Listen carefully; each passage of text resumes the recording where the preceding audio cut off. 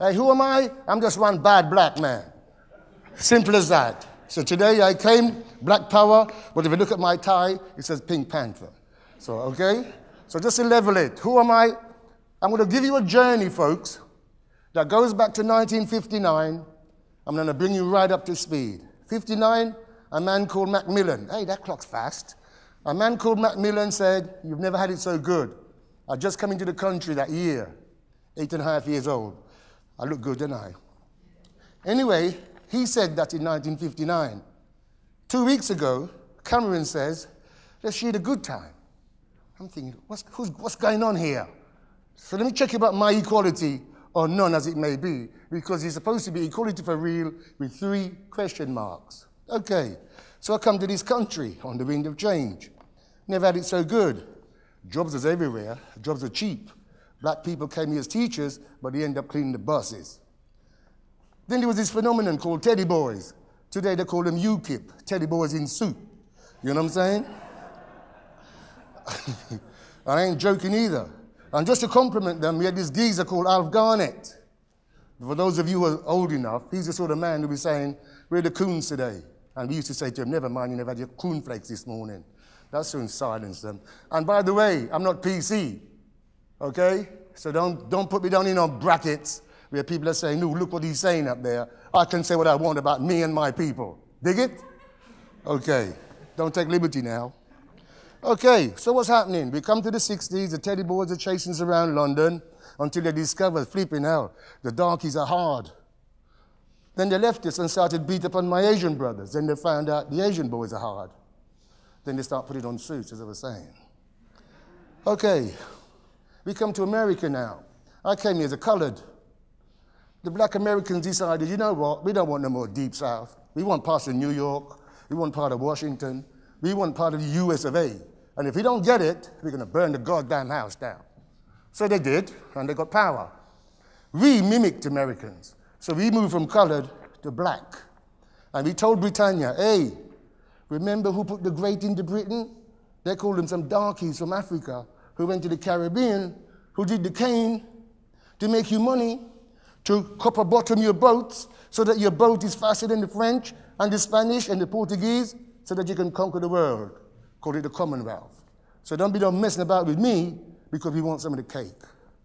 So we moved now from colored to black. So we've gone to the 60s. Along came Wilson. Things were looking good for a while. Then, all of a sudden, crisis in the country. The oil strike came, or oil something. All I know is a 3-day week. So England was hurting. But who hurts the most when England's hurting? The ordinary folk. So we got caught up in that mess. And of course, the unionism and all that was going on, which gave Maggie the opportunity to come in and smack our ass. And didn't she just do that? So now, I'm moving into the 70s. 1976, they created this thing called CRE, Commission for Racial Equality. You know why? Because they realized, you know what? Those darkies have a point, you know. They do need help. They do need a hand up. They do need equal opportunity. So the thing was made. Did it deliver? I'll tell you about that later. So let's go past them. Behold, Labour got into a coalition of all sorts of people. Lib Lab, remember them? Blah, blah, blah. Maggie used that, took over 80s. So what did Maggie do? For me, she created the age of confrontation. She created the age of the yuppies, the bastards they're called bankers today. She created the age of privatization, where them who've got more. And of course, the them and us naturally merge because white folks think blacks are getting it and blacks think white folks are getting it and nobody's getting it except the big boys. So what did that lead to? Riots. So we burnt down England in 1982, and in burning it down, out of the cobweb came all sorts of minorities. The minority of women, the minority of blacks, the minority of gays, the minority of old people, the minority of religion.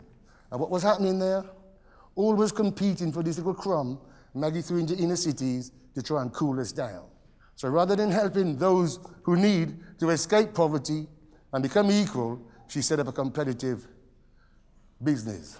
Okay, she went on, and she went on, and she went on. It was 13 years, wasn't it? Then we came to the poll tax. What was the poll tax? because the country was in financial trouble again,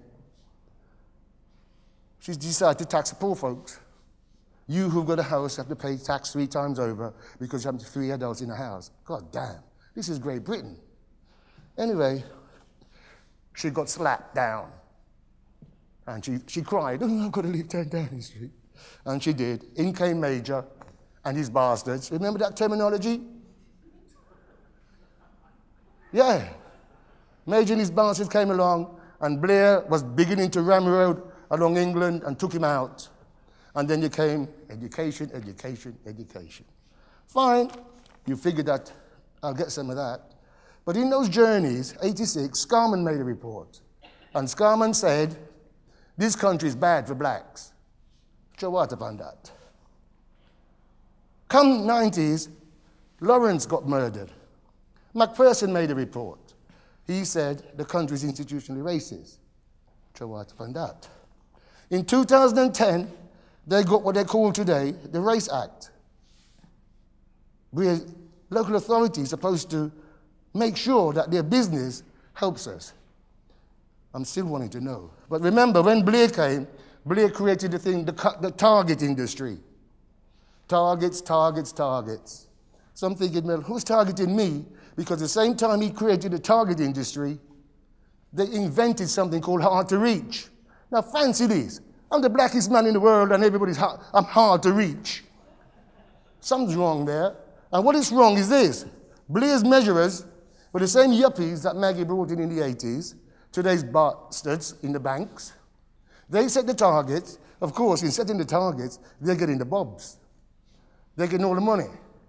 And the ordinary folks who need the money to improve the quality of their life, where we don't have to compete with white folks on the estates or any other body because we're part of the equality, the equity, the fairness, all those words you keep hearing, well, we ain't part of that.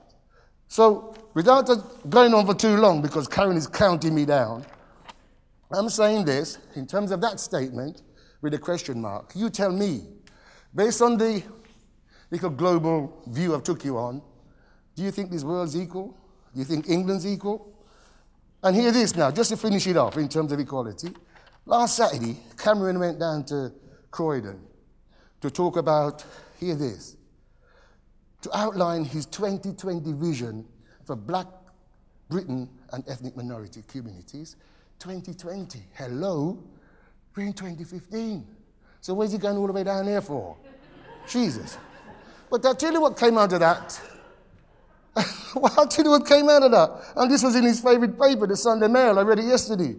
The outcome was centered around whether Cameron was supporter of West Ham football team or Aston Villa. Can you dig it? So I say this to you folks. It's nice to be here, nice to be respected, Karen. Thanks for having me.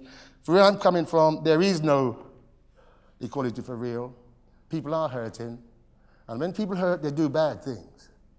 And I'm telling you, when we had riots in the 80s, it was guys who was wanting to just burn a car. I'd like to tell you this, today's communities are fiercer than that because there's a wicked chemistry of different groups out there who are all hurting. And the people like yourselves who've got responsibilities, I heard you, college lady. I'm hearing some of you superstars down there. By the way, how many blacks in here? Show me your hand. Hello. Sister, let me give you a kiss. You know what I mean? Let's show solidarity. Whoop. Now, I'm not being provocative. I'm just telling you like it is. So thanks, Kazi. Thanks, folks. I'm just touching your brains. Do something for me and I'll do something for you. Thank you.